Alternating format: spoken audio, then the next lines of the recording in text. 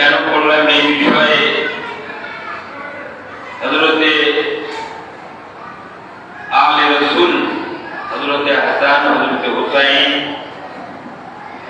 রাদিয়াল্লাহু তাআলা আনহুমার শান সম্পর্কে দুটি হাদিস আমি উল্লেখ করেছি।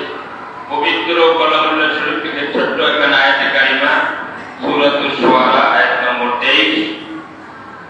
এখানে আল্লাহ রাব্বুল আলামিন তার হাবিবকে মুখাতাব করে সম্বোধন করে বলছেন, বিসমিল্লাহির রহমানির রহিম, কুল, হে হাবিব আপনি বলুন। কি বলবেন? আপনি কি বলবেন? আল্লাহ রাব্বুল আলামিন তার হাবিবকে সম্বোধন করে বলতে আপনি বলুন।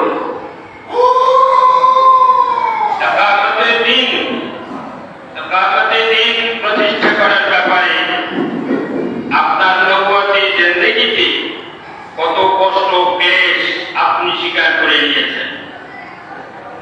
তায়েফের ময়দানে আপনাকে ক্ষতবিক্ষত করে সমস্ত শরীরের রক্ত বের করে দিয়েছে, আপনি তারপরেও আপনি ধৈর্য ধারণ করেছেন।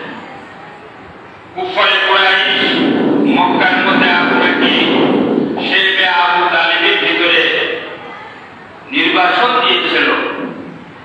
কত কষ্ট, কত নির্যাতন, ইকামতের দিন, আল্লাহ রাব্বুল আলামিনের এই মনোনীত দিনকে প্রতিষ্ঠা করার ব্যাপারে কত কষ্ট আপনি স্বীকার করেছেন।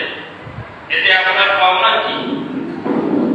এত পরিশ্রম করেছেন, এত কষ্ট করেছেন, আপনি কি পাইবেন? আপনার তাহার কি পাওনা কি? এটা আপনি বলেন। লা আসালুকুম আলাইহি আজরা, আমি এই ব্যাপারে এত কষ্ট করে সেটা করেছি, কিয়ামতের দিনকে প্রতিষ্ঠা করার ব্যাপারে, এই ব্যাপারে আমি তোমাদের কাছে কোনো পারিশ্রমিক কামনা করি না। জাতির কাছে, উম্মতে মুহাম্মাদের কাছে, সারা বিশ্বের